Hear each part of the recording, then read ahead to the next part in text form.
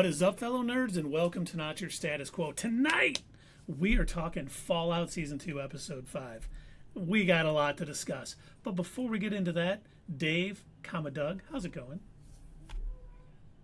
Well, Keith, I am fan-freaking-tastic. But I only got to watch this show once, and it's kind of disappointing. I watched it last night. I was going to try and watch it today when I got home from work, but I didn't have enough time. So, damn it, I will watch it again after we talk, probably, because all these shows have been great. Can't wait to talk about it. Doug, how are you doing? Well, Dave, let me tell you, I am okie dokie, and as okie dokie as I possibly can. I have okied so many dokies. That is how just amazing. I loved this episode. I don't know if you can tell. It was great. Sounds a little bit too much of an okie dokie. Please assume the position, Dave. You're gonna have to reel that in, Doug. Please assume the position. Okie dokie. Video's already rolling, so. well, hey, I like a good little bit of voyeurism as much as the next fella, just getting the veggies. Am I on the right podcast? What's going on? Is it Thursday or you're not Wednesday? To be talking, Am I in the right spot? This Put is your nerd gag in and shut night. up. This is Nerds at Night, David. Well, Keith, how are you doing? Well, I hate to bring down the room, but I got a little sad news that I have to share real quick. What? I seem to have caught a very, very bad case of uranium fever. Uranium fever. Going on. Yeah, but I'm definitely tickled pink. So, let's see. It's actually Friday, Dad. Aw. I can't tell if that's aw or ew. It's ew. Is that on Twitch? And Yes. Excuse me, Sierra, but why are you coming after me? I am a perfectly wonderful, polite young man. Never says anything controversial. Ever. Never once in his life. Never. But let's talk Fallout, gentlemen. Oh, yay. The new episode, titled The Wrangler. I knew the minute I saw that. I'm like, oh, I know what this one's going to be about. Jeans! Or lack thereof. Whoa. But we start off with another little flashback. Mr. Cooper Howard arrives in New Vegas. He's told to kill Mr. House and given... I like that they put the poison in the coin return. Check the coin return. Everyone checks those when they go up to a phone. I mean, hopefully she just put it in there right before he arrived. Or otherwise, some kid, look, Kool-Aid. That'd be hilarious if he goes, there's nothing in here. And she goes, oh, shit. Quick, we got to find who took it. But just want to say, spoiler alert, 2025 on YouTube said hi, thanks for joining us. Hopefully you're ready to talk a little Fallout. Boy, perfect name. Spoiler alert for this episode, right? We're definitely going to be talking spoilers, so I don't think you don't seem to be intimidated by spoilers, so let's hope not. Good. But he decides. Doug, you get torn apart in the chat on Twitch. I see that. What do you mean I'm caged? But I'm a good young Bible-fearing boy, okay? I do agree, Which though. Bible? Keep your jeans on. It's not 10 o'clock yet. So... I never had them on. Holy crap. So we got to be gone by 10. That's the... But Cooper says, I'm not going to kill him. I'll get the cold fusion. I will do the other things, but I am not crossing that line, which she is, of course, being the manipulator that she is. Well, you killed when you were in service. He's like, I ain't wearing that uniform, honey. You know, some things are now starting to get into place that I didn't understand in the first season. I thought, you know, back when we saw Moldaver go after Hank, you know, and lock him up, and then need to use his credentials in order to um, activate the cold fusion. I'm like, out of all the people, why him? It's so unusual that it would specifically have to be this guy, especially after you just described that he was nothing more than your wife's administrative assistant. And now we find out, you know, in this episode that he's the one that's been tasked with carrying the case, and probably that's the reason why he was one that had the activation credentials. Yeah. And so I Sarah like that they're chat, you know, answering questions. Yeah, yeah. It's starting to put pieces together we didn't know before. But Sarah did say Cooper's going to cross the line, and she hates his wife. I think you're supposed to, because she like tries to play it off like she's all prim and proper and stuff. But knowing what we know, what she said, she's easy to hate. Feels now. Does she feel herself like, well, this is just something that has to be done, or I think so. She's just evil. No, I don't think she's evil per se. I agree that a lot of the things that she's doing are evil, but as far as like the reasoning why, she seems very dead set on, she knows the end of the world is coming. Like, it's not like it might be, or I have to say that it is because my job is to sell, you know, bomb shelters. But no, she seems absolutely convinced it is definitely going to come, because we absolutely convinced. Yes, absolutely. Because we see in that one scene, what was it, like 2 episodes ago, she's packing things up into that suitcase, that memories case, and she's crying while doing it. And she even mentioned, I believe in the first season, you know, how she has to do this to get them a good spot in a vault. And she even says one of the good ones too, implying she knows about the experiment. Now, Sarah says, considering she planned the end of the world, it's safe to say she's just evil. I don't think... We'll talk a little bit about that later on. Yeah. And yes, F her tears. But I do think sometimes you make decisions you think are logically correct, and you still feel bad about them. And I think because we may find out in future episodes, you know, what happened after the bombs dropped and her daughter got, you know, put in the vault tech, and Cooper did not, because we know he was with his daughter when the bombs dropped from season 1. Now, how would you feel if you were Cooper and you had to live outside the vaults uncryoed for 219 years? I'd feel pretty good. He's had a great life. I mean, he has flashbacks upon flashbacks upon flashbacks. He's done everything, and he's had a good life. I think I would rather He's tried all of the drugs. I would rather be Cooper Howard than... Because look at the girl... This isn't the end, but the girl who just joined Vault-Tec a week ago, when Norm was talking to her. I would much rather be someone who experienced that 200 years, even if I'm a ghoul, he's still probably having some fun, than be cryoed and come out and the entire world is gone. Well, he does have that nasty thing that if he doesn't take an inhaler every now and then, he's going to die. Still worth it. So, yeah.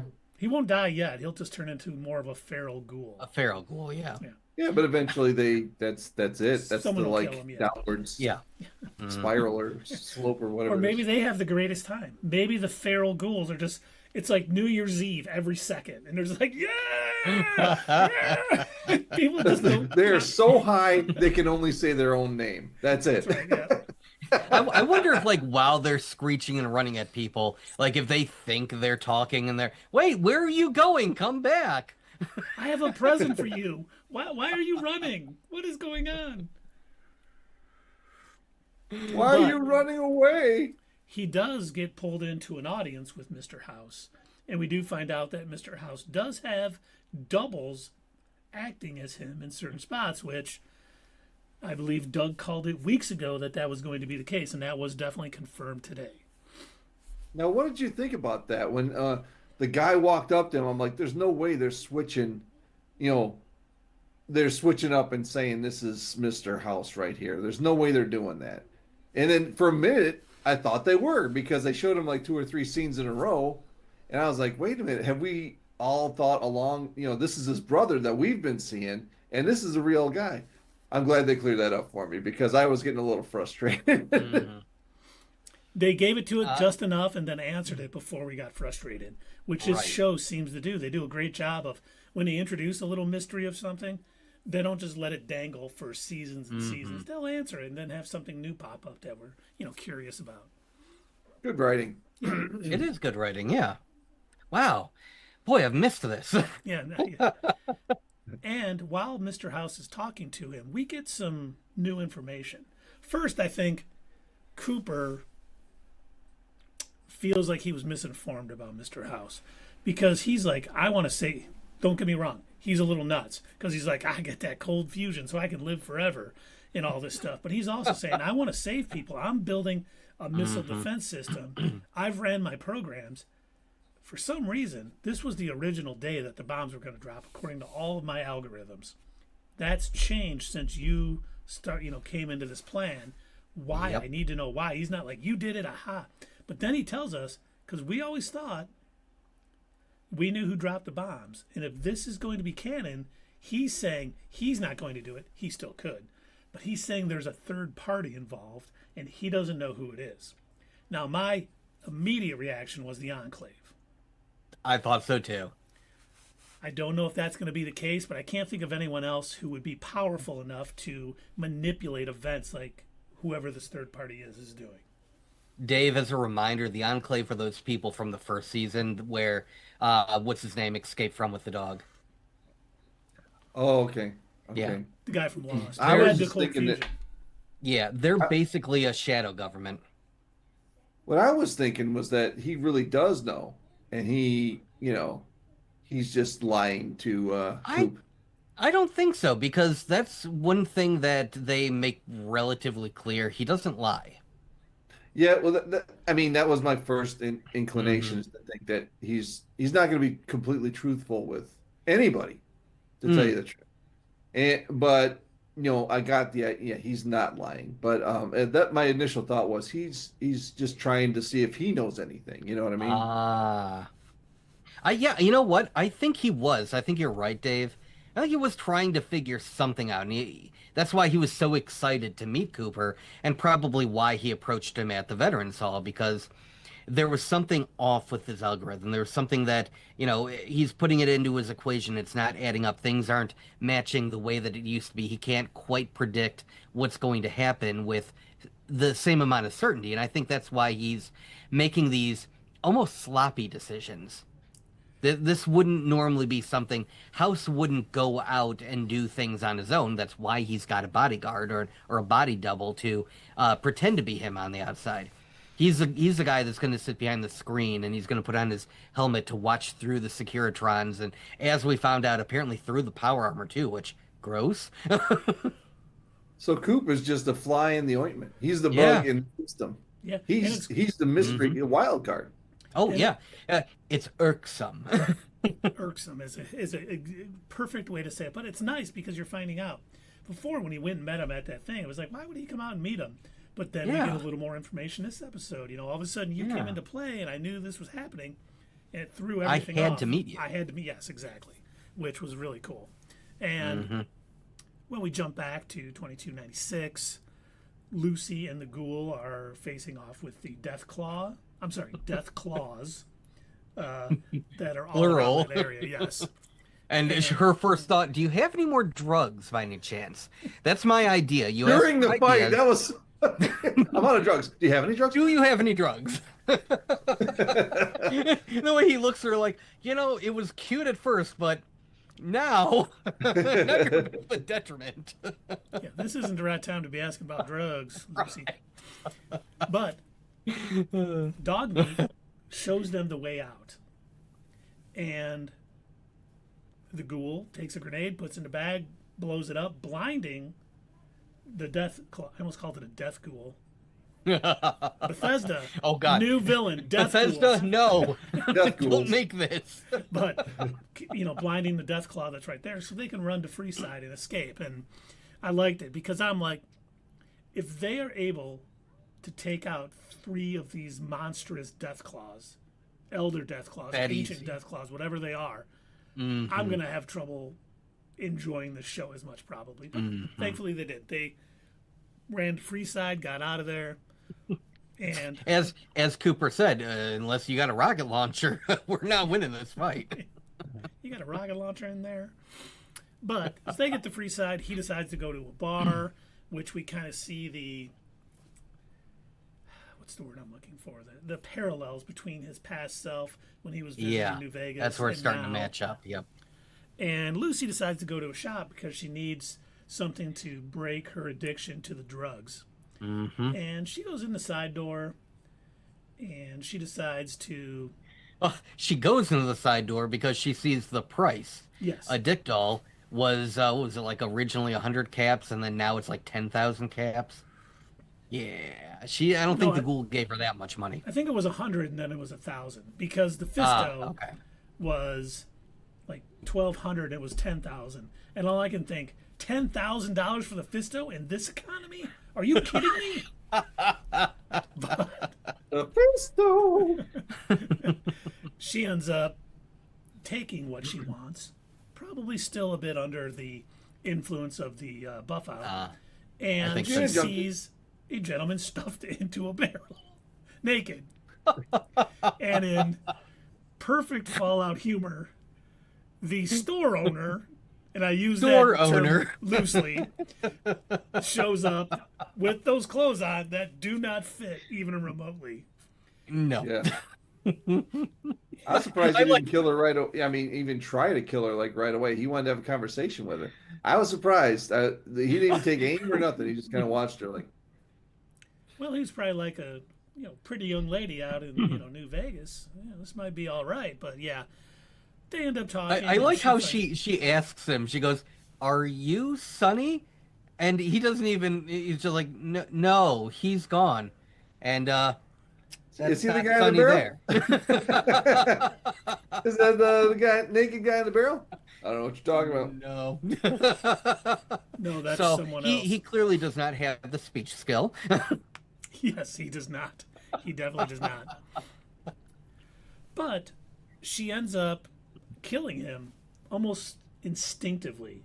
Like it wasn't like something like she thought about. And I do think she's starting to realize, wow, I'm becoming the Ghoul almost. And I don't know if this is going to set her down a path towards redemption. Obviously, we'll talk about what happens at the end in a little bit. But I think she was aiming for his arm too. That's the weird part. I don't even know if she realized she was doing it. I think she just pulled I the don't think trigger she and did. killed him without question. Then she was like, oh my God, what did I just do? I can't believe I did that. But She was like, okie dokie. Oh, I really okied it my dokie now. Better stop okieing them dokies. yeah, and I think she's realizing the wasteland and the Ghoul are kind of changing her, and she's starting to see every time he tells her, you're just me a few years back. Yep. And I think it's starting to hit her, and I hope it sets her straight, but not straight and narrow. But she'll still kill things. You know what I mean. Yeah. But then we switch to everyone's favorite side plot, Buds. Oh, I know. I was so happy to see them again. They were jumping into Vault-Tech's building, the ruins of Vault-Tech's building, and I love that we got those. I don't even know what their names are. But The shop owners from Philly. yeah, they're sitting in there. They have Rad Roach is growing in the elevator. They're cultivating them for sale at a later date. And Do they always get that big? No, they're actually pretty small. They get bigger. Yeah. We're trying to rush these ones out. Right. but while everyone who was a junior executive and in cryo knows exactly what to do, they're all going and getting equipment set up and trying to. We all have our jobs. You get that fixed, and we're trying to communicate. Norm decides to talk to the one girl who just joined Vault-Tech, and she's kind of upset. And she's like, "You're the only one that isn't crazy." And he's like, "Yeah, you know what? I'm not really a part of them, but I need to know what's going on. Can you point me into Barbara Howard's office?" She's like, "Yeah, of course." So they go up there, and I think things we have been talking about for the last couple of weeks, having played the games, he finds out about the Forced Evolutionary Virus, also known as FEV. And we called it. Yep. You did, yes. He's definitely thinking, okay, I think he's figuring out, I don't know if he's put all the pieces together yet, but the vaults are for experimenting on humans. It's not for keeping them safe. He's kind of putting that all together. But of course, he is then strangled by Ronnie, who is a junior executive who is seeing Norm as a threat to Vault Tech coming back in full strength, which is probably what Phase 2 was of the plan all along. Now, when he was choking, when Norm was getting choked by Ronnie, did you think that a girl was going to come back and like conk him over the head with a... Yeah, I thought she was going to come with like a liquor bottle and knock him, but I guess we got to wait for next episode to see what, how that resolves. Oh my God, and I almost forgot. I loved when I need to speak like Arnold now. Turn on the timer. Oh, yep. Timer is on, sir. 5 minutes. But I loved when he was like, oh my God, what is that? We need a weapon. I need to craft one. And he grabbed the fan he grabs off the fan. Table. Oh, I love that so much because that is perfect Fallout mentality. Yep. And for anybody out there that, is a little bit new to the games, trust me, if you're playing Fallout 4 and you need crafting supplies, boy, those desk fans have got screws, they've got steel, they've got springs, everything that you could need for like upgrading your weapons right there. And you'll see. Also throw it. You can throw it to flies faster because it has a fan on it. Yeah, there you go. Yeah. But seriously, like that's one thing that I think was a vast improvement over Fallout 3 in New Vegas. I like the fact that junk matters now. That if you collect it, you can actually break it down and use it for something. That's pretty sweet. That is sweet. That is a very wastelandy type thing you would do. Mm-hmm. So. And yeah, it fits so great with the humor too. Like, I need to craft a weapon. Craft a fan. He grabbed the best thing to make. Right. How far away was that bar she went to get the drinks for them? How far away? She was gone forever. She was gone for quite a long time, yes. And hopefully Norm survives. But I think we heard him breathing at the end, so I do think he is. But we then get a nice little montage of, I don't even know, we'll call him the California snake oil salesman. His Chicken montage Man. to what? Chicken Man. Yeah, Chicken Man. Chicken yes. lover. He is. He looks like that guy that dude was on the. You guys watch Schitt's Creek? No. I have, yes. He looked like the guy in that show with the long hair. Yeah, You know what I'm talking about? I can't think of his name. Yeah. Chris Elliott. That's who it looks like. Mm-hmm. On a bender. Chris Elliott was always great on Letterman. It does kind of look like him. You're right. But he's there trying to make sweet talk with his robot friend. Loved his journey. His journey as he's getting ready for his date. He's skipping. He's happy and fancy-free. He's picking flowers and hops over a Deathclaw. And like I love this. To me, this is like one of my favorite scenes. He's walking along the road, and you can see how happy he is. And then, the music is playing, and then we have to stop. The music cuts out as he's viciously attacked by a rad roach. And I thought, when I was talking to you guys, I thought that was a Cazador, and it would have made it even better if it was. But I was wrong. It was a rad roach. But still, funny. I watched it again after you said that, and I'm like, God, was that? I didn't even know it. And I'm like, I think it's a rad roach. But it would have been better, but no, that was hilarious. Music cuts out, he's and then right back to skipping and happy again.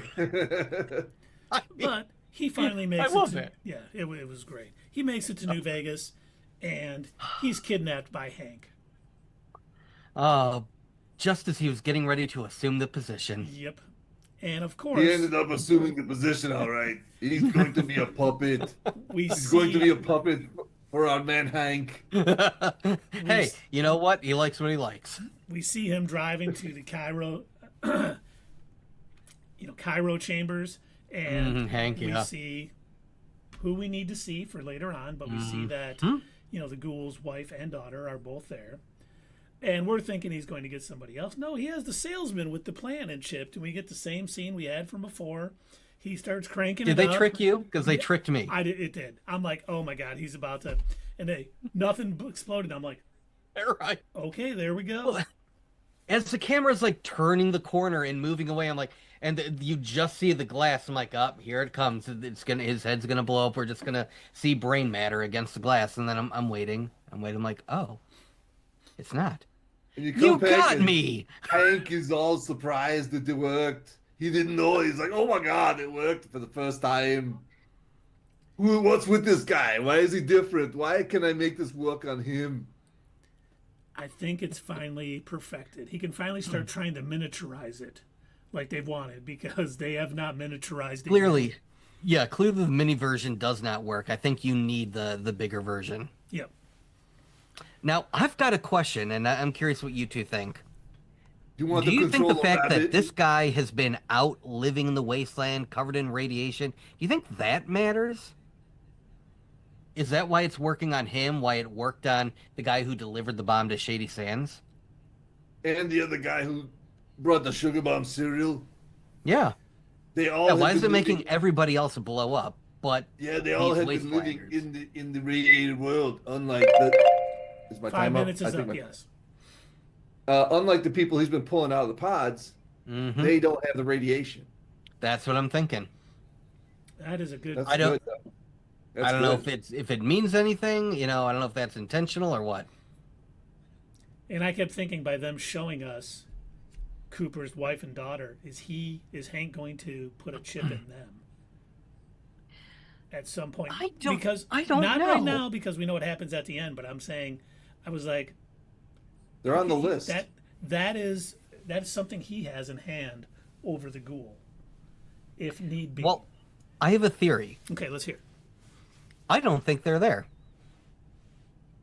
We didn't think they're see empty? it. They were. It's hard to see through it. It was like all blue.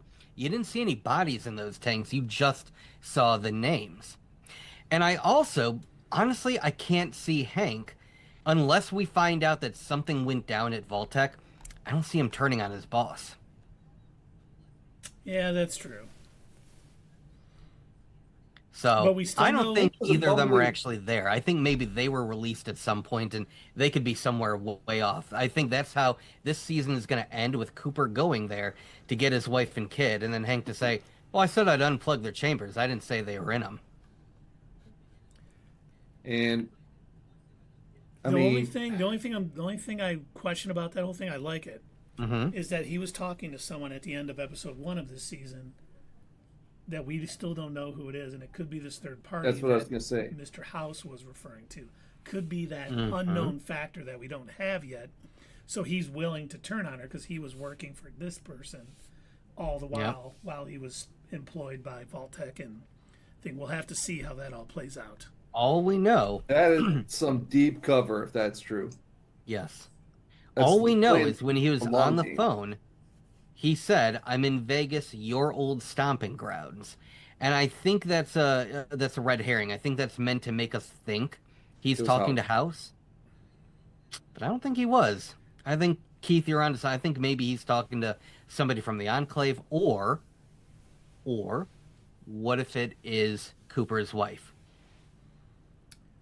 That could be. She could definitely. What if she is now like an Enclave agent running something somewhere? She could still Is be she a Vaultec. from- She could be someone who's still running Vaultec, and we know that Vaultec's plan to come back on the surface is to make themselves strong and dominant again. Go ahead, Dave. Yep. Was she from Vegas? For him to say We don't that. know. So We don't just know we that don't he said your old stomping ground, so we don't know who he was talking to. Well, we know she has been to Vegas because we're seeing it in the flashback right now, so that could be what he's talking about, referencing. Did she do Yeah. any stomping? just whenever. Oh. What if he's talking to a Deathclaw? An intelligent Deathclaw. It's like, yeah. I always laugh because whenever we excuse used me. to drive through Kalamazoo on the way to Chicago, I'd say, "Hey, you guys, we're driving through my old stomping grounds," and for some reason, my wife one day said, "Is this your old stamping grounds?" I'm like, "Stamping grounds? That's not how Yeah, you put a lot say of- it. I Put a didn't lot of collect stamps here. stamps." But we see Lucy after killing the store owner, goes back to the hotel or saloon, I suppose we could call it, with the Ghoul. And our snake oil salesman kind of comes in, obviously under the control, basically saying, hey, Hank would like to offer you a deal. You take He looks Lucy like back. he got a shower. He's wearing a tie. He looked good, man. He Right. sharp dresser. But he basically says, hey, you take her back to 33. I'm so proud of her, so proud of her for making it this far, but take her back to the vault. And I, will give you your family and blah, blah, blah. And,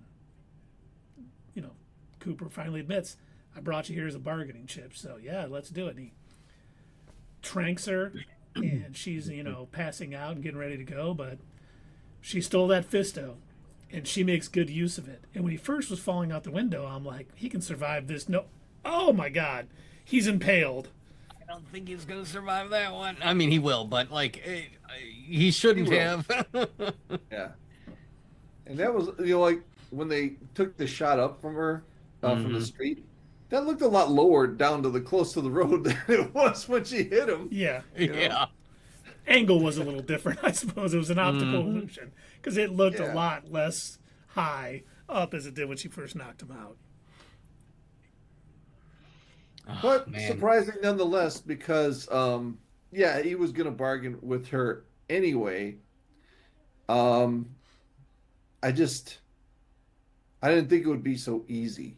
I thought he would have a counter offer. I thought he would do something. He just is like, all right, that's it. Here you go. You know what I mean? Yep. Mm-hmm. But it's funny, too, because the whole time that guy was there, I'm like, he just got this working. Hank has got to be nearby. He's got to be, yeah. And so I thought my first instinct was like, they're going to be like, he's got to be around here because this isn't long distance control. And I thought they were going to root him out and find him. But no, he ends up. If you remember from the game New Vegas, Fisto, the robot, that's where he's headquartered, is the Wrangler. Oh, that's right. So I think that's where our chicken lover went to go on his date. And I'm guessing that's where, where Hank abducted him from. Yeah, I think. Yeah, I'm thinking this Vault-Tec lab must be underneath the Wrangler. That'd be my guess. I could definitely see that. Mm-hmm. But then, of course, Hank comes out, says, my little sugar bomb. And as she's passing out. Yeah. How do you like how the Ghoul used the same trank gun on her that she used on him? I thought it was Oh, great. you know what? I did have a question. Like, after he tranked her, he was just leaving. And the deal was that he'd take her back to 33. I mean, how did he figure she'd get back to 33? That Hank would just take care of it? I don't know that he was going to leave her originally. I think he was just getting their stuff packed up. Maybe he was waiting for her to fully pass out. Yeah. Yeah, because I didn't take it like he was leaving either. I thought he was just getting ready to head back to Vault 33. Okay. Because he said, you're out now, but when you wake up, You'll be back home. you'll be back home. And that's a long trip. That's already been a season and a half. So Maybe he was going to shoot her every hour. I was going to say, how powerful is that trank? Unless he's got a ship to get it out there. Well, he can fast travel back since he's been to both places. Just step through the wormhole. But I thought, man, it's like she gets kind of out from under the Ghoul's manipulation, kind of right into her dad's hands. I was like, oh man, poor Lucy. She needs to catch a break because I don't think her dad is going to have her best interest at heart. I keep thinking, this is what my first thought was after watching this episode.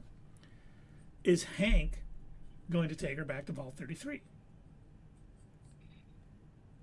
And you know what? I bet I have a theory. Unless you want to say what you want to say first. let me go first. And Okay, then go I'll ahead. say. Yeah. So I'm like, okay, he's gonna. Oh my God, there's turmoil at the old vaults. He's gonna try to take her back there, but with the water supply running low on 33, buds out in the wasteland and not in Vault 31, 32 and 33 kind of having these issues against each other.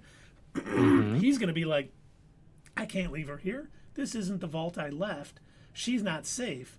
And then what else do we know is going on in that same area? Maximus is on the run with Thaddeus with the cold fusion thing. So he's going to try to take her back, and all heck is breaking loose in that area.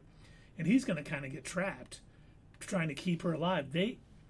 I almost see them sort of having the same sort of, they'll be traveling together, not as buds, but in need, because they need each other to kind of survive all this. But, you know, for all we know, something like that. The Commonwealth is coming to get that cold fusion. If Mr. House finds out that the cold fusion he had way back when is on the run and free again, he'll send people. We may see a bunch of different factions coming together. We'll have the Brotherhood, the Commonwealth, anyone remaining of the NCR, if they have anyone left.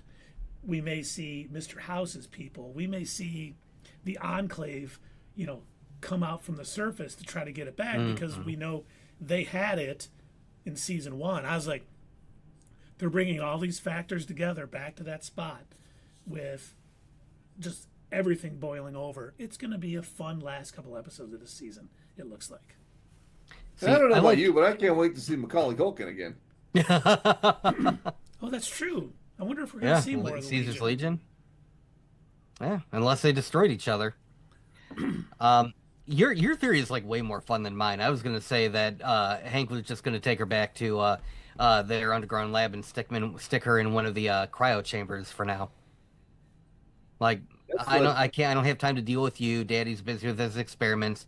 You stay in the cryo tank. Yeah, that's what I think he'll end up doing. It's the easiest thing for him to do. And obviously, the Ghoul ain't going to make the trip right now. He's going to have to do a little healing first. Well, yeah. What if this sets him down a more feral path? Like, he doesn't die. I hope not. But he becomes less human. He's probably going to have to get some radiation in order to heal himself. So, and the more radiation that a Ghoul gets, the closer they get to becoming feral. That's a bad wound, so he will need a lot of radiation. Yep. So he might be tipping off of the sane scales and starting to, especially being in New Vegas, he can probably get what he needs to heal, but he won't be the same Ghoul that we've come to know and love, I think. I got a bad feeling he's going to be tipping more towards feral after this healing. I think you might be right. And how the hell is he going to get off that pole? Oh, I don't know. I mean, that goes a ways. That's like a whole second story. Pull himself up and off. Oh, that'd be so painful. Yeah, that or somebody's going to have to get like a saw and like cut the pole down.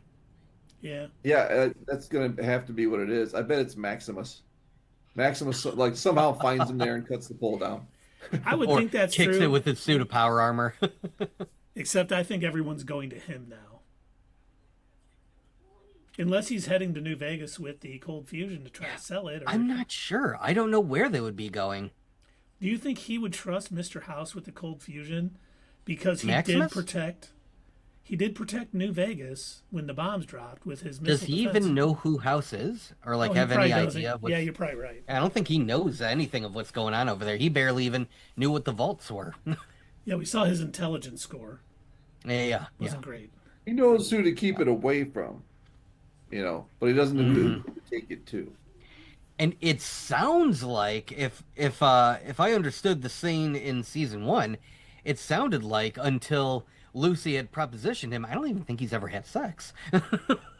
Yeah, he probably didn't. You're right. Because he was didn't like, know what it was. Oh, yeah, it gets all and swollen, and I don't think I want that. She goes, well, no, usually most people do. And now that we know Hank's chip is successful, I don't think, because I think I talked last week or 2 weeks ago that I think maybe someone could be using them on Deathclaws to control them. I don't think that's true anymore. Possibly.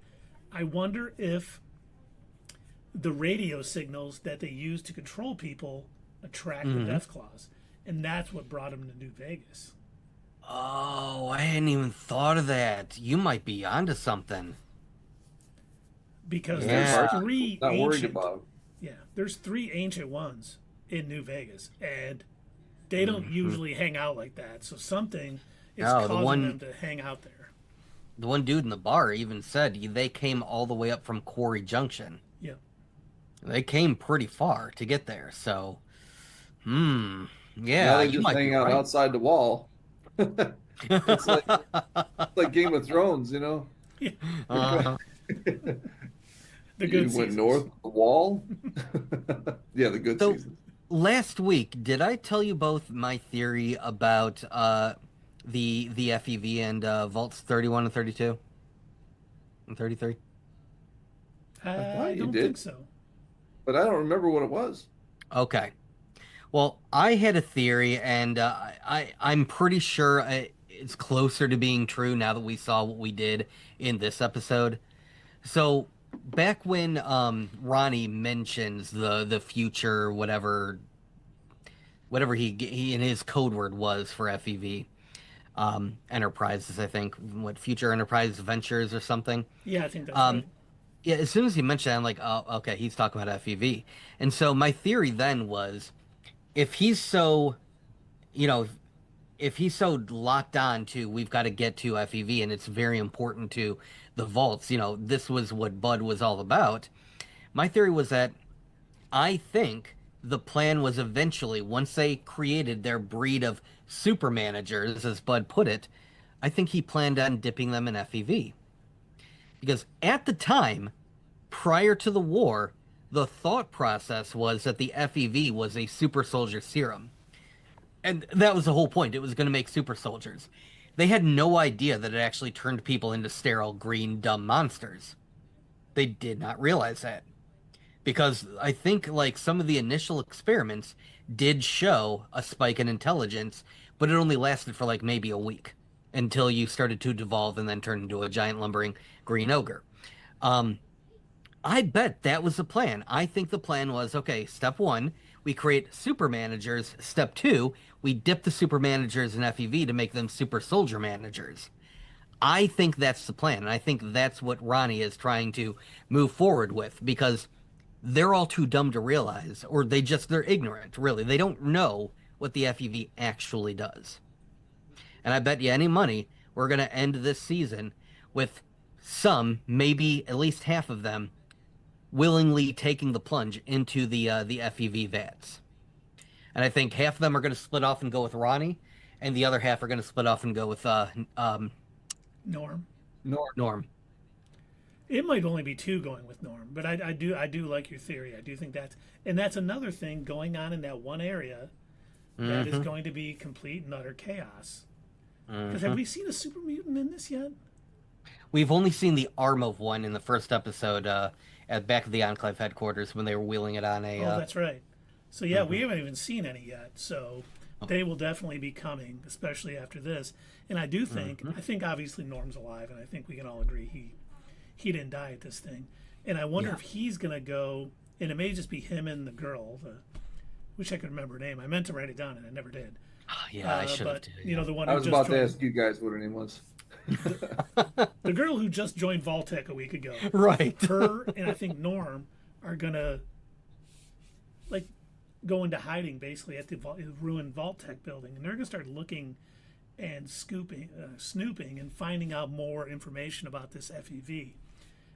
And I think they're gonna be like, "You guys don't do this." And they're all gonna be like, "Nope, this is the plan. We're all getting in it." And I love that they have to like get in the FEV. It's not like a shot or anything else. They like have to bathe in it.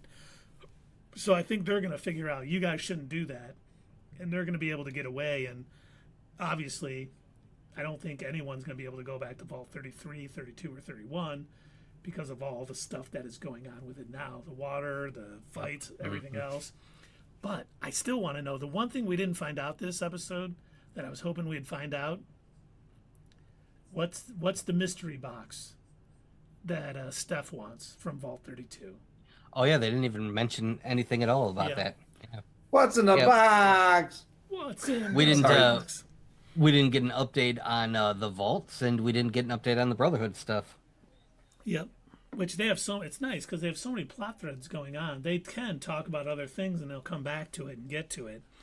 And they're not trying to fit every thread into every show to make it longer. They have a nice little structure going, and it definitely works. The girl's name is Claudia. Claudia, yes, thank you. Thank you. And I do think, speaking of Maximus and Thaddeus, I think we will find out next episode that they're pretty much the Wasteland's most wanted. Everybody's going to be after them. The Brotherhood, the Commonwealth, Mr. House's forces, if he finds out, if there are Vault Techs still out there, they're going after them. The Enclave, NCR, that is the most powerful relic in the Wasteland. So it is going to be just nuts. Everyone, it's going to be like a Benny Hill episode with all these different people chasing him and them just running around. So Definitely. Poor Thaddeus. He was just collecting caps, man. And then his life got turned upside down again by Maximus. he had the best gig. All the sarsaparilla soda he wants, and he was making money hand over foot. He could have bought that Fisto for $10,000 if he would have made it to New Vegas without. He could have been showering that Sonny with caps. Hey, buy yourself some clothes that fit. Hey, I've got to stop you, Keith. Are you saying Fisto on purpose? yes. Like as a joke? No, I thought that's what it was called. No. What is it called? Fisto is the robot. Oh my God. Yeah, Power Fist is the Power weapon. Fist. Yeah, that's right. Oh my God. I was like, are you saying he's going to go have some time with Fisto? Fisto! I get confused easy. Yes, the Power Fist. Oh my God. Okay. I was like, whoa. What does he want to buy Fisto for? All right. I mean, hey, teach their own, man. Yeah, we get a couple more comments out of that. Oh boy. But I do think the Commonwealth is going to show up before the end of the season because killing Xander definitely isn't going to sit well with them. I don't know. I think it'll be more something like, he hasn't checked in a while, so we're going to send a larger force. It won't be an all-out invasion yet, but I think the new group of Commonwealthers are going to get there and see that, one, all the Brotherhood factions there are fighting and destroying each other, and there's a cold fusion relic that's being somewhere out in the Wasteland by two ex-Brotherhood members, basically. And that's going to Okay, I've got a what's next. Yes, let's hear it. All right. All right. The season is going to end with a vertibird landing, and all we're going to see is a boot stepping out of it, and it's going to slowly pan up, and then we're going to see the iconic jacket of Elder Maxon from the Commonwealth. They're not going to show his face, only his back, as he jumps out of the vertibird and like steps on a skull or something, just because he's a big dumb fascist asshole. So. He'll be like, we're going to kick some. And then it's going to just cut to black, and we're going to be like, what? I have to wait 2 years for season 3? The good news is you won't have to wait that long for season 3. I was reading, and I think this is true. I couldn't find anything saying it wasn't. Filming on season 3 starts in July of 2026. And they I'm are so looking happy. for a 2027 release date. So they are doing their best. And someone was funny on the article, someone wrote, oh, great, they're trying to do what shows have done for the last 50 years that's been lost by all these streaming things. I'm like, Right. yeah. Maybe they shouldn't. All of a sudden, Yeah. Netflix is going to be like, wait, is that how we're supposed to be doing things? Huh. That has been pretty annoying. I think that the shows are really, taking it in. We give them an inch and they're taking a mile, because we were saying at the beginning of the streaming stuff, when most of us still had cable, we would say, as long as you come back with a quality show, I don't care if it takes 2 years. Now it's like, all right, now they're taking 3 and 4 Now years. You're pushing it, buddy. Yeah, you're taking advantage. Like we said, okay, go ahead and take your time, especially if you've got the budget. But now it's everything, budget or not. And sometimes you wonder, wait a minute, you took 3 years for that? What did you spend the money on? Right, and you only come back instead of 22 shows, which is what it used to be. You 7 come or back 8 with episodes, maybe. And you got 8 episodes every Yeah. 4 years. Mhm. Go after yourself, really, because you could really fall out just like I did with Stranger Things. I fell out. I was into the show, and by the time they had the 5th season, I didn't care. It only took them like 8 years to get season 5 out. But, you're thinking, oh, wow, okay, they're taking a couple years. I'm sure the writing will be tight. They've made sure that what am I watching? Oh, How no. did this happen? Right. All right. There's no excuses. If you're taking 3 years between seasons and you're only putting out eight episodes, there's no excuse for that not to be Oscar-worthy performance, writing, and everything. Agreed. No excuse. You have time to proofread it and go over it and find faults and rewrite and everything else. But yeah, they don't do that normally. And now, do you think it's possible that Maximus may become the leader of a new faction of Brotherhood? I say that Yes. loosely No. because he doesn't have the ideals of the Brotherhood. He's not Yeah. anti-Ghoul. I guess he could be a leader of something new. Is he going to be the rise of the Skywalkers? He's also not that smart. No, but if people like we saw at the end of season 1, when they thought he killed Moldaver, they were like, Maximus, and he was just kind of going with it. So maybe they boost him up to be this leader of the new faction. He's not really the right person to run or lead, but they may start trying to build him up into something different because I don't think he has the Brotherhood mentality. You know, him and Dane have talked about how they made fun of the stuff earlier on, and he was kind of getting sucked into it, but I think he's out of it now. But I can't think of what else, you know, where he'd go. The maybe with the NCR, perhaps. But Or he just becomes, a wasteland wanderer or whatever. He just does his own thing. yeah, that's We true. have seen in real life stupidity and no one willing to stop you can take you far. Right. It's true. So that, and he could be that, you know, because he is obviously, well, I was gonna say he's obviously of the mentality that if there's a problem, you just kill it. But then he did. It's what he's been doing, whether But he he wanted didn't to do or that not. with Quintus. He didn't do that with Quintus. He blew it He on the held most back. important one. Yeah. You know what I mean? So yeah, maybe he's not able to lead. Maybe I'm wrong. But I definitely want him on my side. He's Yeah. a good soldier. I think the only way that he would ever form a new chapter of the Brotherhood is if he was trying to bring it back to its original roots. If he discovered like the old holotapes or something of the very first Brotherhood chapter, how they were born out of the, I think it was the Marine Corps, if I'm not mistaken. Born out of like, Marines that went AWOL. Like if he discovers, oh, this is where it came from, and I'm gonna get the Brotherhood back to where it should be. Maybe, but again, I think with what you two just said, I don't think he's bright enough to do that. I don't know that he would want to do all that. I think he might just be done with the Brotherhood. Yeah. He's gonna start the sisterhood Of the traveling pants. of the traveling pants. Yes. He's gonna look for the nearest vault and be like, I want more of that, actually. Is this where Lucy lives? Is she home? Right. God. But that is all of my what's nexuses and theories. Do you guys have anything more? I No, don't we can move think on to the so. rating. Yeah, no, the only what's next to sees that I had were, again, I think that we're gonna see that Ron's plan with the FEV, for the vaults, I think, was to dip all the super managers into it. And either they're going to split off and they're gonna do their own thing, or Ronnie is going to capture Norm and the girl. Claudia, you said, Dave? Yes. They're gonna capture them and dip them into a vat of FEV. Oh, and Sierra says she doesn't like Maximus. I don't. He can be difficult. He's not my favorite character. I'll give you that. I He's don't- probably at the low. I don't area. dislike him, but he's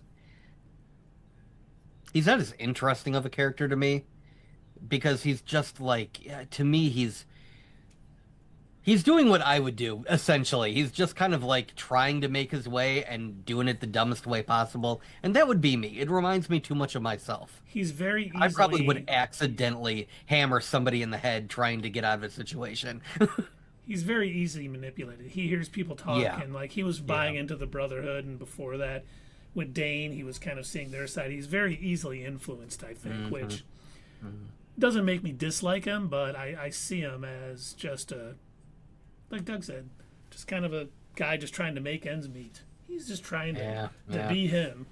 Just not doing a very good job of it. He's no Lucy or the Ghoul. No, but no. Sierra does want to hear our hot takes of the show. Okay. Such as. I think she's hoping that we have some. Yes. Like, some sort of statement that other people might be like, "Oh, I can't believe he thinks that." I think Hank is going I'm to turn very out to be the season savior for all of Vault-Tec. He's not a villain. He's going to save everybody. I'm kidding. I don't believe that. I was just trying to come up with a hot take. All right, well, here's my hot take. I think House Lucy is will be actually a dead. ghoul. Who? What? I think House is dead. I think House is I don't dead. even think he's still alive. I think Lucy's gonna become a ghoul. Okay, I can see. Yeah, why not? That's a hot take. She's gonna get so addicted to drugs that a ghoul. Yep. Actually, I've been pretty level-headed about this show, and just think, well, if I could just, should I just segue into my review? Yeah, go ahead. Yeah, of course. Because it just, I forgot what I was going to say. How can I segue into something I forgot? David. That damn ADHD I got. Wait, what was the other name we had for him? For who? For you? Kleborg? No. We were calling you a different name a couple weeks ago. Oh, Derek? Derek. Oh yeah, that's right. Come on, Derek Derek. stepped We Oh, want you to Derek. Oh, you have yet to hear a real hot take from Keith. How about this for a hot take? I think Cooper Howard isn't really a ghoul. I think he's just pretending to be one to get attention in the wasteland. Because you need to, that's what you need to get by in the wasteland. You need to get with the community. Yeah. Derek is the scroll, Dave. Yeah, the real Dave is still in your closet. Sure. Yeah. I don't know if you ever got Keith, but I think you did get Keith at one point. I am the real Keith. I don't know what you are saying. Let me eat a I just saw crayon to him show eating you. human food and everything. He even breathed oxygen. He's definitely the real Keith. Well, anyway, let's go to my rating for the show, shall we? Yes, please. This show, another excellent episode. And yes, I wish I would have had a chance to watch it twice before we talked about it, but I will watch it immediately after we're done here because I don't know. I was really surprised to see her Fisto him down that pole, and I'm thinking, oh my God, is this going to be like a situation like on Last of Us? Are we going to lose the ghoul here? I don't think so. I think he's going to be fine. He's main character. I was really worried about Norm. This was the episode where they could have killed two main characters, and Claudia. I think her and Norm are going to stay together no matter what they do because she trusts him and she doesn't really know these other people because she was only hired there a week ago, in her mind, And then they threw her into this cryo chamber for 219 years. So I don't know what the alliance is going to bring, but you're right. There's so many crazy different storylines going, and the writing is creeping up as like some really in-depth writing. I thought last year it had its plot points and it was fun, and I thought that at the beginning of this season, but there's just so much more going on right now. There's so many things. Even Betty Pearson, when she speaks. Oh, what's her name? Catherine? Is that the other girl? The one from Canada? Claudia. No. Oh, no. Oh, the one from Canada. That is...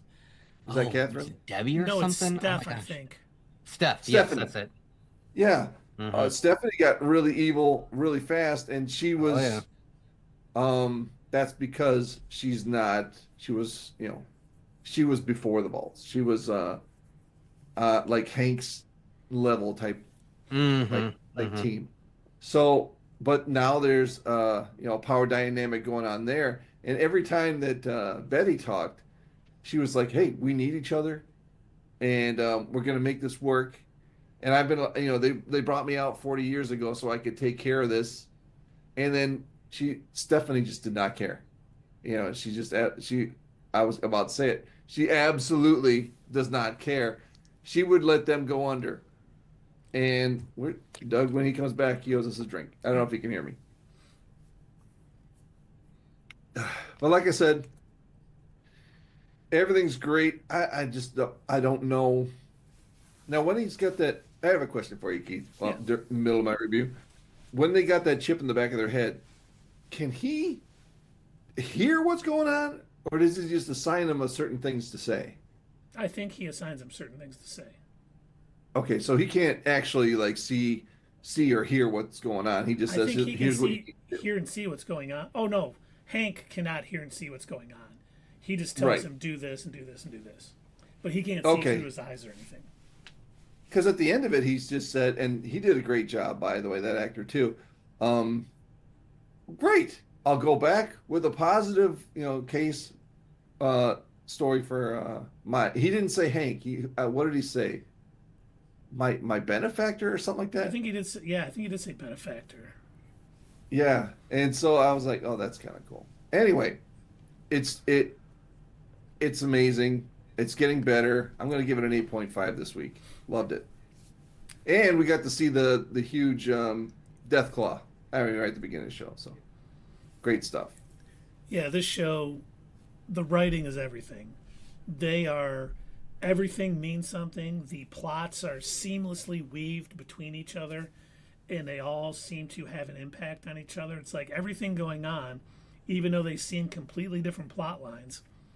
I think we all know they're going to come together in some, special way. Things going on in the vault are going to affect Hank wanting to take Lucy back there. He won't be able to leave her. So many things going on. It just is a joy to watch all of it. All the acting's great. The music's great. It's one of those things, I talked about it last week too. When I'm watching a show, I don't feel like I'm reviewing it the first watch. I'm just into it. I'm just like, I'll watch it a second time and I'm taking my notes and doing all that. But the first time, I'm like just totally sucked in. It is the best video game adaptation I think we've ever gotten for anything. And I hope more video game adaptations handle it this way and don't just think this is going to be a cash cow because everyone loves this game. Make it, show how much you love the game by making it this good. And I think after this one, we only have 3 episodes left and it seems like so much more has to happen. But I can't wait for every episode. I want the season finale to get here so bad just because of that countdown, and I think we're going to get some Fallout game news. But man, I don't want this season to end. I'm happy we're going to get season 3. It won't take, that many years down the road, but I think I'm going to give this episode a 9. I mean, there's nothing I can say bad about it. Every scene is just awesome. It has the Fallout humor. It has the seriousness of it all. It has great writing, great acting, and it is just one of the best shows on television right now. You basically took the words right out of my mouth, Keith. This is some of the best TV that I've seen in quite a while. Like, I was so concerned coming right off of watching Welcome to Derry. I'm thinking nothing is going to be able to compare to this. Welcome to Derry has been some of the best TV I've ever seen in a long time.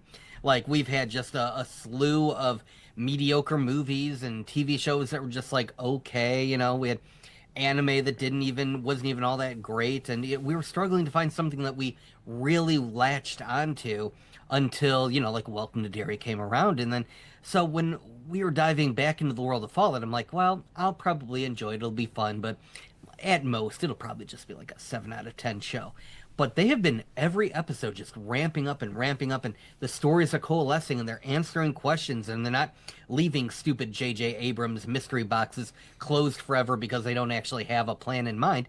And you can tell the way this second season is playing out, they clearly thought a lot of this stuff through, because now certain things that they might have left hanging, if you want to call it that, in season 1 are now coalescing into season 2. And I'm loving the way that this is all playing out.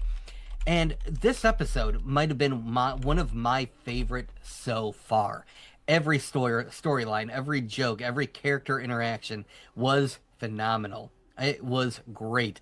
I loved just the little, I mentioned this with some of the previous episodes.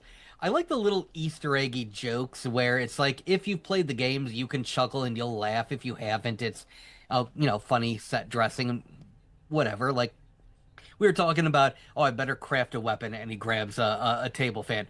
Perfect, 10 out of 10 Fallout joke. If you played the games, you get it. If you haven't, it's still funny the fact that he says that I need to craft a weapon and grabs a fan. Getting to see Fisto, the sex robot. Oh, buddy, it's good to see you. How have you been? Still at it, I see. Okay, cool. By the way, he only charges 10 caps. Not that I would know. Wait, he charged me 20. I mean, oh man, but no, I think they're getting like the set dressing done really well. Like, I mean, just the oh man, I know that some people online are never going to be happy, and you've got people complaining, well, Freeside looks a little smaller than it did in the game. Okay, I'm so sorry that the super expensive, high budget, awesome a post-apocalyptic TV show didn't match the game one for one, but they did a really darn good job. I mean, look at the one tilted sign on the Silver Rush store. Identical to the game. Like, they got so many things right that I can overlook the closeness of the buildings, I guess. Like, everything just looked phenomenal in my opinion. The character acting was great. I didn't think I would miss seeing Hank, but even he was fun getting to watch him. And that fake out, the fake out where they go around the corner. Excellent. They got me. So all of this, plus, building onto my what's next theories, it's reigniting the inner theory in me. I'm giving this a 9.5 out of 10. Keep it up. I cannot wait to watch more. Is it Wednesday yet? That's all I want to know. And the thing I forgot to mention too, they do little things like fake you out really well. Like, I think we all thought that Claudia was going to come back and save Norm from being choked out. Yeah. It didn't happen. We all thought the snake oil salesman was going to splatter because they did the same angle, and then it didn't. I'm like, you guys got me. That's good stuff. That is quality television. But what do you guys out in the chat think? Rate this episode. Let us know on a scale of 1 to 10 what you think it is, 5 being average, the Doug scale, as everyone knows it to be. But let us know what your thoughts are, because we've got some news and rumors. Ooh, do we now? We're going to start with Marvel Studios. Oh boy. Who do we get to see is going to be in Doomsday now? Not who's going to be in Doomsday. What is going to be? Ooh, Not what? what Okay. even. Ooh. Where? A new character will reportedly wield Mjolnir in a fight against Doctor Doom in Avengers Doomsday. It will not be Thor or Steve Rogers, which the new character to wield it, I think, said all that. I have my thoughts on who it's going to be. Yeah, who? Loki. Vision? Loki. I could see that.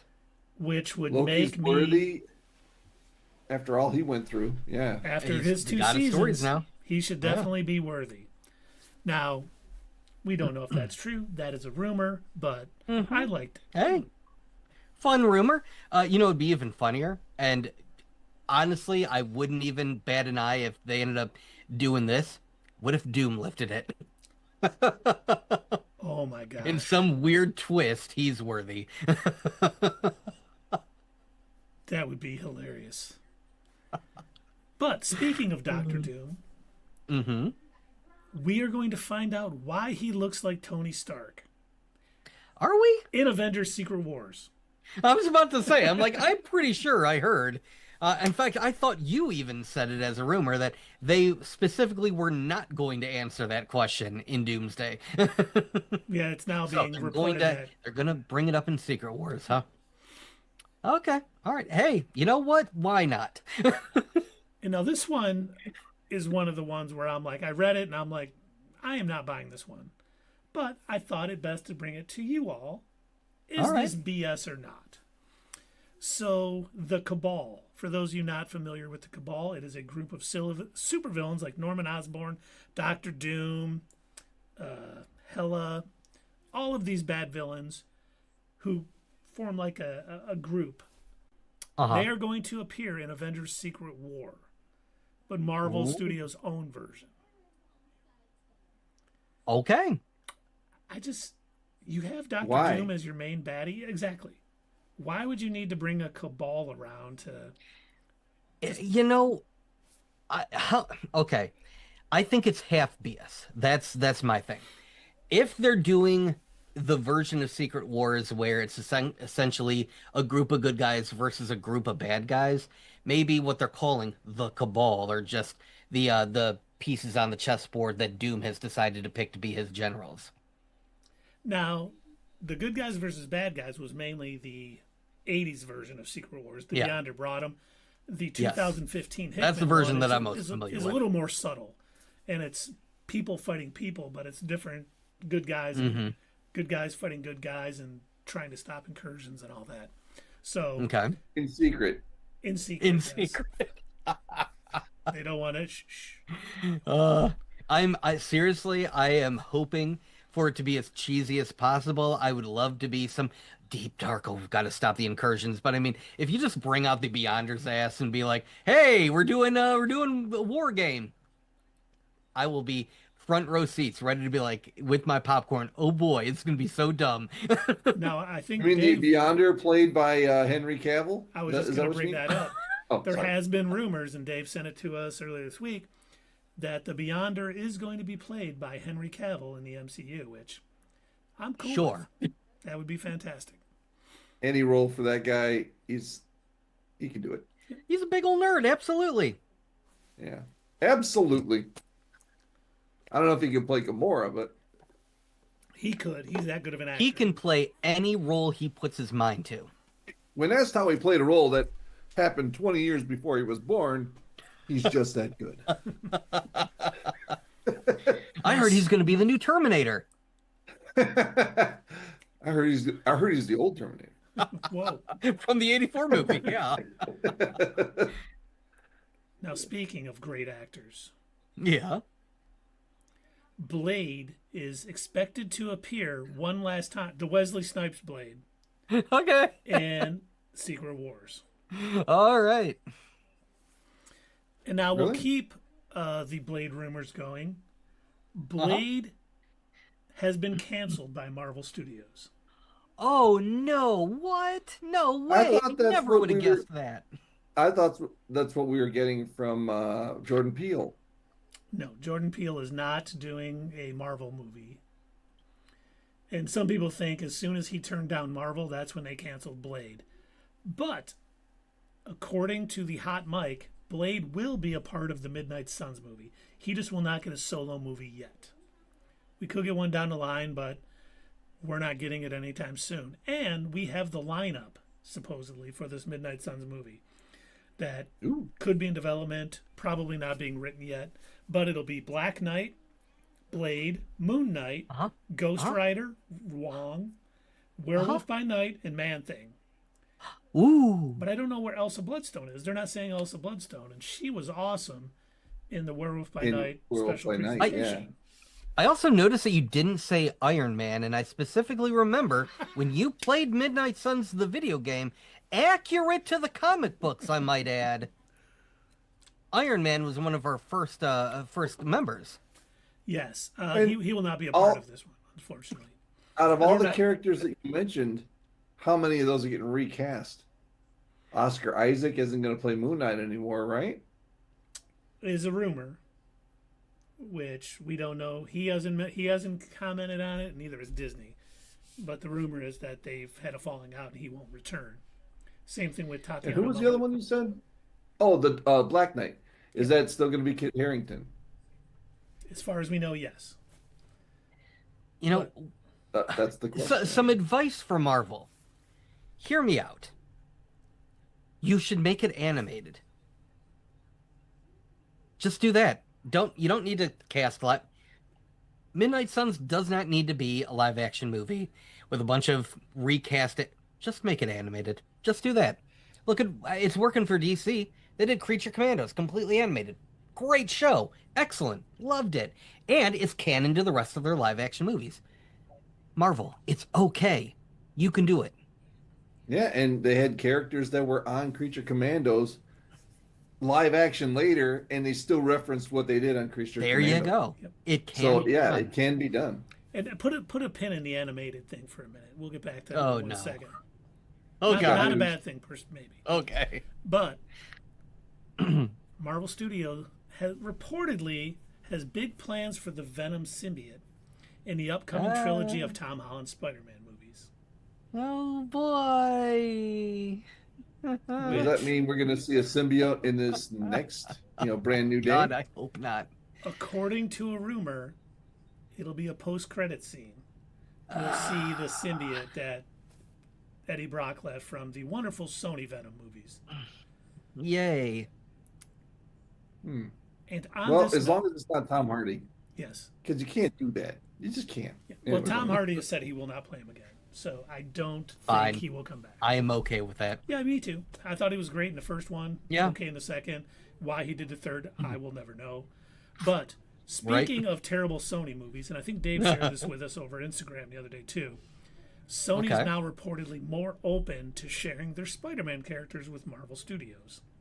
Go figure. Boy, how many movies did they have box office bombs for before they figured that one out? It took them a while. They even had to re-release Morbius because they thought the memes were going to make it a bunch of money. To realize Because they knew that I would pay $86,000 to go see it again. Oh my god.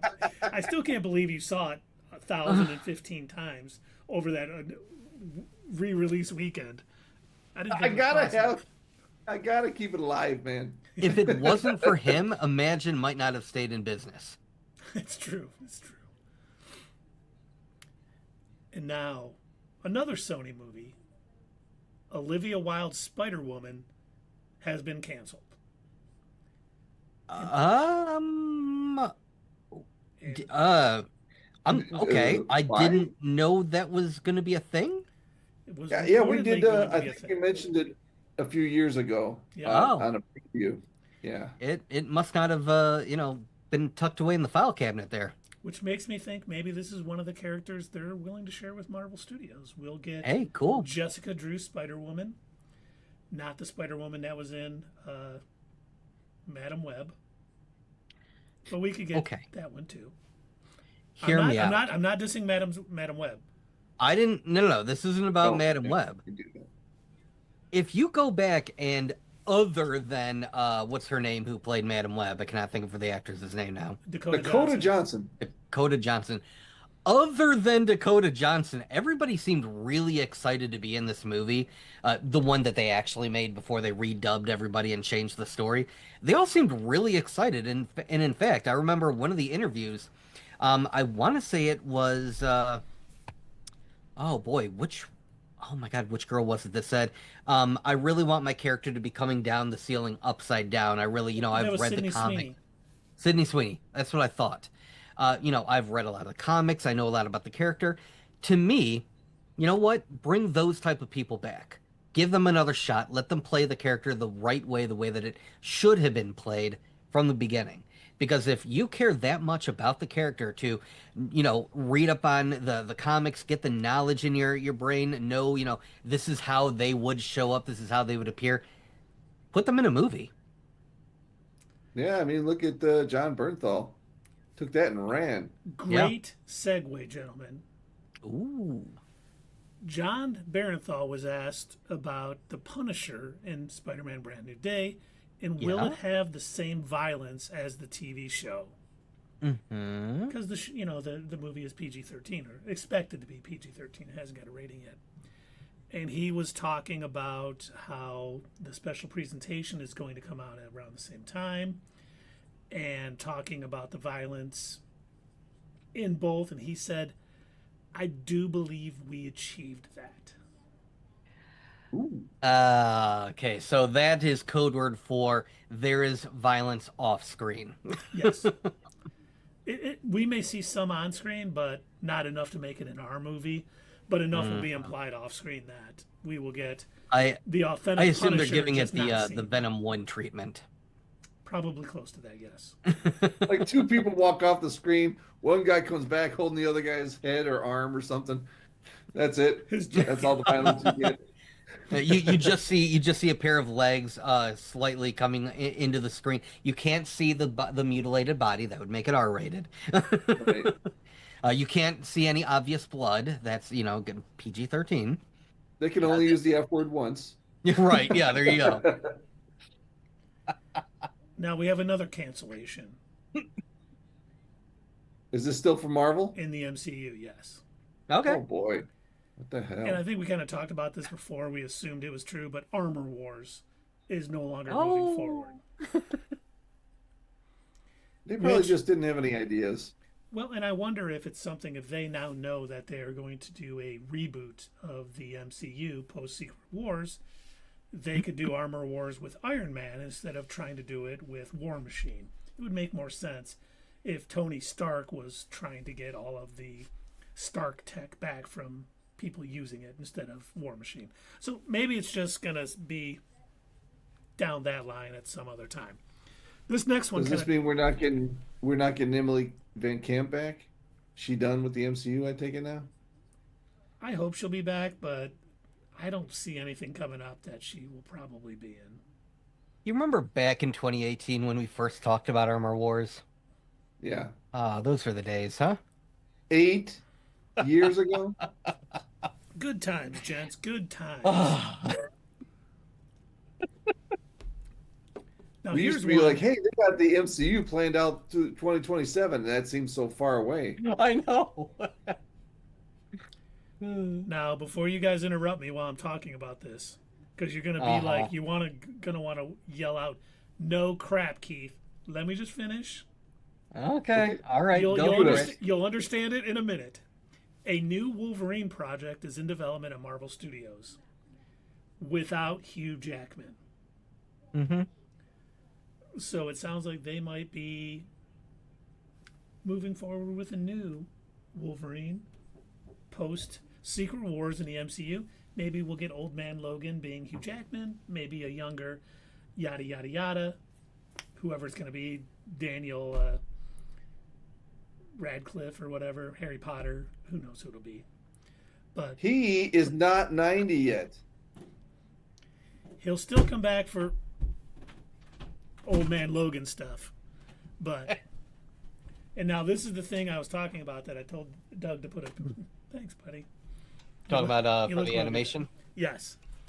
Okay. Marvel Studios is working on an animated Avengers series for Disney Plus. Oh, another one. All right. Well, yeah, the first one was just post Earth's Mightiest Heroes. It was Avengers Assemble. Was not good. I hope they do a little better job with this. And I wonder if this is going to be the X-Men are going to be taking center stage in the next phase of the MCU, but this is a way to continue to tell Avengers stories in a canon way without having to pay a bunch of actors, so we can still get things going on that side of the thing while the focus is the X-Men. Now, do you think it is going to be canon to the MCU, or do you think it's going to be a spin-off, sort of like the Spider-Man animated series? Your friendly neighbor. I hope that with the multiverse saga coming to an end, we will do away with that silliness, and it'll be MCU canon. All right. Okay. You know what I normally say whenever we've got these rumors. I don't care until there's a script. The James Gunn of Not Your Status Quo. Don't talk about it till there's a script. And speaking of James Gunn, let's talk DC Studios. There we go. Okay. These are going to be far more believable rumors. All right. Well, this first one, the screenplay for The Brave and the Bold is complete, and Warner Brothers is looking at a 2028 release. It will focus on Batman and Damian Wayne. Now, Wow, we're jumping right into it, huh? I put this in there about an hour after the news broke. James Gunn debunked it. Says the script is not done yet.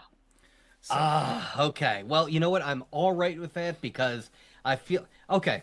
On one hand, I am super thrilled that of this Superman movie, they sort of jumped like he's already been around, he's been doing this.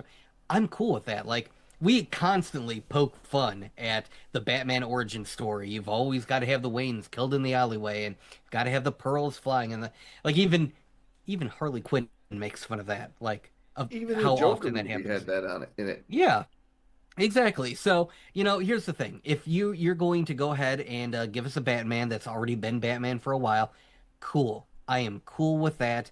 But to jump all the way ahead to when he's already got Damian Wayne, that seems, yeah. I'm glad that James Gunn debunked that because that would be just a bit too far into him having been Batman. We're short like three other Robins. Come on. Yeah, I was gonna say, was that the fifth Robin? Well, it Um. was Dick Grayson, Jason Todd.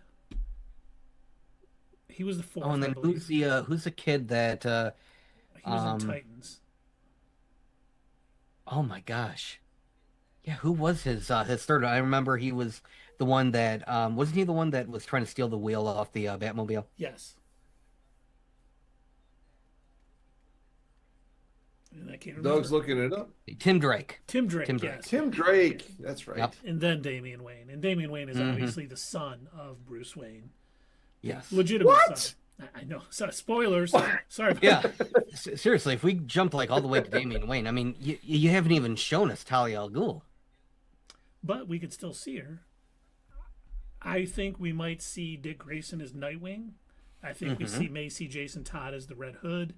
There's ways to handle having Damian Wayne being the Robin right now. Yeah. We know through Creature Commandos that Batman has been working for years by now because we know he stopped Dr. Phosphorus when he was, in Gotham. So I'm fine with it being And Damian again, Wayne. totally all right with that. Yeah. But no, I would like to see him at least working with one of the previous Robins before we, jump right to Damian. That's my opinion.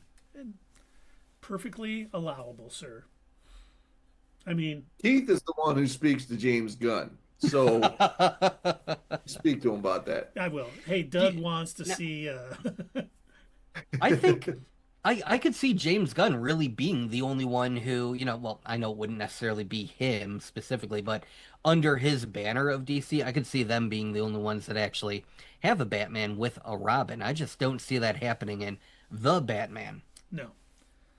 Just like the Dark Knight, the Be a little too Nolan movies. too goofy for them. Yep. Like try to imagine the Penguin season 2 and see that kid in underoos tights, like that's a little creepy, right? Joseph Gordon-Levitt as Robin. Wait, he's like 50 now. Oh, okay. No. Well, don't worry, Doug. I sent an email to James and said, hey, Doug wants you to rush through all the Robin storylines just like it did in Titans.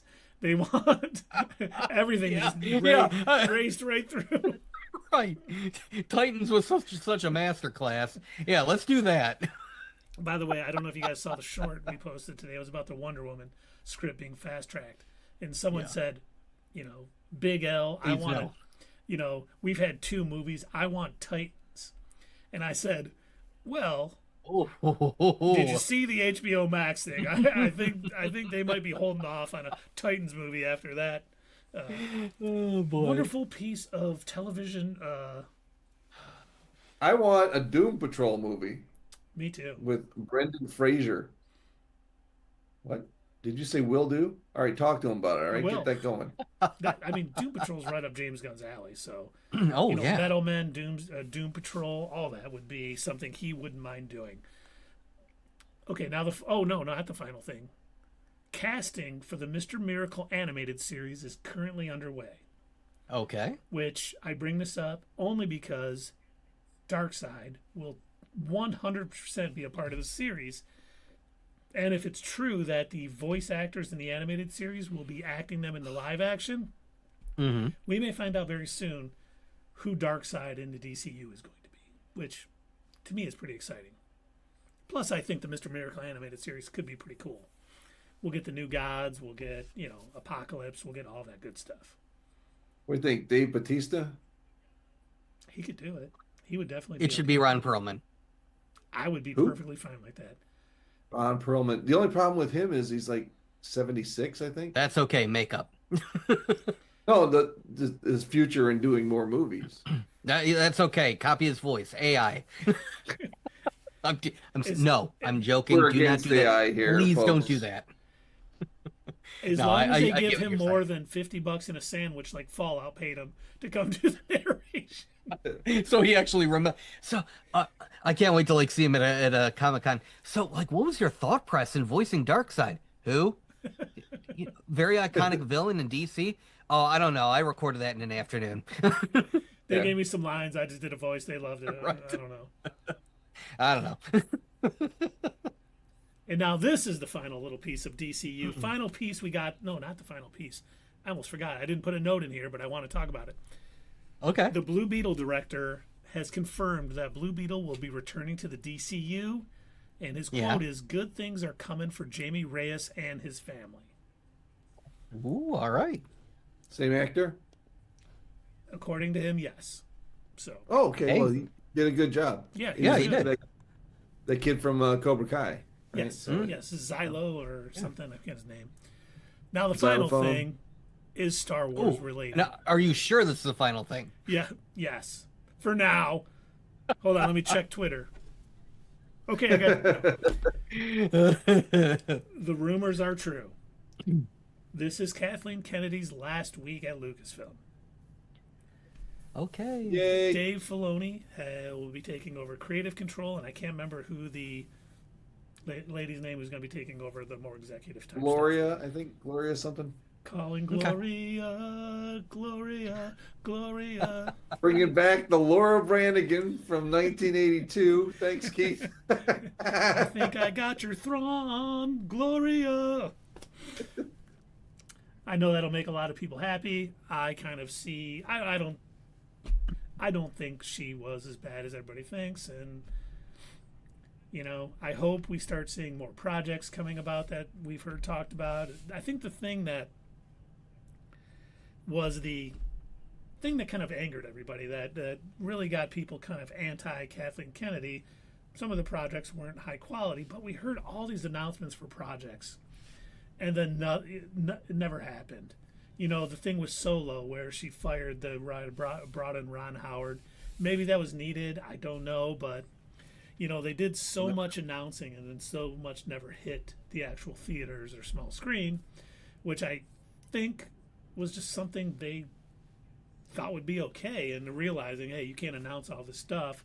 Marvel wasn't doing a great job of it for a while, announcing millions of projects that were never going to happen, and I think But Marvel started that trend with the first three phases and how they ran that, and they made the announcements way ahead of time. That hurt everything else for the next few years. Everybody announcing, and not doing the stuff. In Marvel's defense, when they accidentally made a multiverse, which I don't even know if they were intentionally trying to do that, because at the time, if you remember, like all of their characters and properties were kind of split up all over the place. They had, Paramount owned stuff, Universal owned stuff. Disney, I think, owned maybe a handful of the items. So when they, first did the end credit scene in Iron Man, like, ooh, maybe the Avengers are coming. I don't know that they actually had anything like super planned at that point. But then once they realized, oh, wait a minute, we've got a thing here. I think they no, finally they didn't have rights to the Fantastic Four yet. They didn't have the thing. Good point. But they did. I think they had at least phases 1 through 3 mostly planned out. There might have been a couple of items that they dropped along the way, but pretty much at that point, in those early years, anything they announced, it happened. It came out. It did. Like, there was a couple of moments where they were like, okay, this is going to be a feature-length movie. Oh, okay, well, actually, it's going to be a Hulu show now. And it's like, oh, all right, well, whatever. No big deal. But pretty much everything they announced, they followed through on. Whenever they showed an end credit scene, we knew that it meant something. But yeah, they've really it's gotten to the point where now you can't trust half the things they announce. That's why I'm more in line with like what James Gunn is doing with DC, where it's like, hey, if he says we're not going to announce something until we know for a fact that we've got a script that we like, we know that we are able to start casting, then we aren't going to have a Blade situation. So yeah, for the Star Wars is doing the same thing. They were announcing all these things that just they couldn't follow through on, and I think they were using the Marvel handbook, like what Dave said. Yeah. Agreed. Yeah.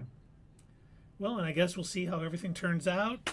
We got the first Star Wars movie in like 5 years in May. Yep. I cannot wait for that. Hopefully, Ahsoka season 2 happens this year. Oh, by the way, I finally finished Star Wars Visions Volume 3. Oh, really? Did you guys watch didn't it? watch it at all. Yeah. No. It was fine. Have not. Any good? There was a couple that I enjoyed. Others were kind of meh, but I think overall, Okay. maybe worth a watch if you get the time. Like, it wasn't.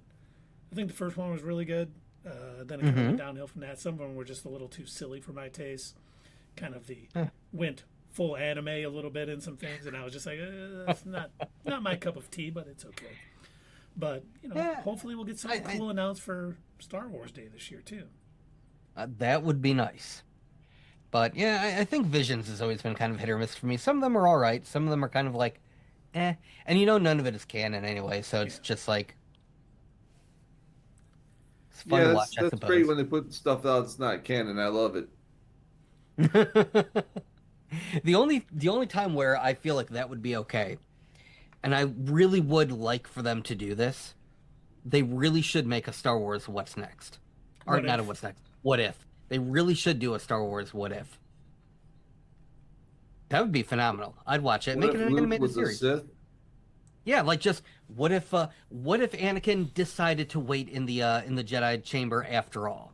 What if he killed?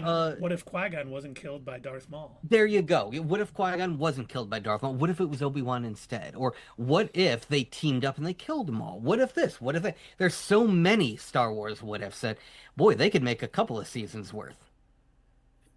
Animate it so that we don't got to worry about, old actors and everything. You can even, I'm sure Mark Hamill will voice some stuff. He's great at voice acting. What if the stranger never met Darth Plagueis in the act? Oh, no, forget that one. Well, what if the Acolyte was just made better? What if we actually got a competent look at the early Republic? They should still explore that time period. Don't get me wrong. They should. They definitely should.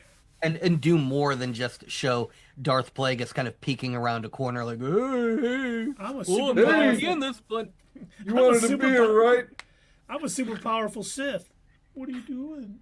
What are you guys doing out here? Huh? Well, that is all we got, gents. I don't know if you guys have anything worth discussing or you want to talk about, but maybe we should. You got the Night of the Seven Kingdoms coming up this weekend, folks. That's right. Sunday night on HBO and Night of the Seven Kingdoms. I am looking forward to it. We'll be on Monday night talking about it. We'll be back next Thursday talking about episode 6 of Fallout. We got lots to talk about. We got news. We got rumors. We got George R.R. Martin. We got... I can't think of who's doing Fallout. Well, Amazon Prime Fallout. yeah. Bethesda's Game Studios. Yeah, lots of good stuff. I'm looking forward to Night of the Seven Kingdoms. It looks like haven't read the books, just like House of the Dragon stuff. So I should be surprised. I could use a little medieval right about now. Yeah, A little change of pace. Yeah. All Alright, right, so let's who's see. gonna We raid? are looking for someone to raid, huh? I just see Trey. Yeah, she's just chatting. playing retro games. It's Rizzle Fizzle is on playing Grand Theft Auto 4 or 5. Oh, I didn't even see her. I don't see her on my list. Magoo Dog is online, but he hates the show, so Yeah. Why would he admit that? There's something that I've been noticing about a lot of fandoms, and I first picked this up actually with, believe it or not, the Ghostbusters fandom. They are some of the worst. But yeah, Ghostbusters fans, Star Wars fans, Fallout fans now, they seem to hate the things that they're fans of. that is true. There's so Yeah. many people who claim to be fans that hate everything about it. Oh. Don't get it. Find a new fandom. Well, should we try A-Tray? Yeah, I think that's a good idea. Yeah. All right, so for all of you that are wondering, hey, what are they talking about? Let's try a tray. Well, that is called raiding. We can do that over on Twitch. It's where we, instead of ending things and just shutting it down, we instead take all of you lovely viewers who are watching us on Twitch, and we head over to our pal A Tray and go watch and see whatever game she's playing, or join in with whatever she's talking about, and kind of keep the party going. But we know there are a lot of you watching us on YouTube as well, and thank you so much. We wouldn't do this if it weren't for all of you. So if you're watching us on YouTube and you can't join us in the Twitch raid, then if you could, like the video, subscribe if you haven't already, but most of all, we want to hear from you. So comment down below, and as per usual, we'll see you next time, this Monday, on Not Your Status Quo. So A-Tray we can't raid. Her settings don't allow us Ah! to. So all of that wonderful speech Okay. put on pause for a moment. Rewind. So, let's see We'll if find we can- somebody else to raid. I was trying to find Jenna something. Love Pizza's still out there, but you remember we raided her before. I don't know what happened though. I don't know. Oh, she's playing the Outer Worlds too. She did like the Yeah, I think she liked the Follow show the because show. I followed her. So yeah. Yep. All right, let's do a Jenna Loves Pizza. I like pizza. I like pizza too. not All me. right. I hate pizza. It's gross and You- disgusting. I'm kidding. I love it. Well, You're a weirdo. anyway, as I was saying, all of the stuff that I said about raiding before still holds true. We didn't change any of that. Instead of A-Tray, we're going to go hang out with Jenna Loves Pizza instead. But if you're watching us on YouTube, like the video, subscribe if you haven't already, share it with your friends, and we want to hear from you, so comment down below. And we'll see you next time, right here on Not Your Status Quo. Hey fellow nerds, I hope you enjoyed this video, and if you want to see more of this stuff, make sure that you check out our Twitch stream. We try to do these live Sunday or Monday nights, 8 p.m. Eastern Time. Keep an eye on our social media to find out when you can join in live and chat with us during these live streams. Also, as usual, don't forget to check out our other social media. Add us at Twitter, comment down below, and we'll see you next time right here on Not Your Status Quo.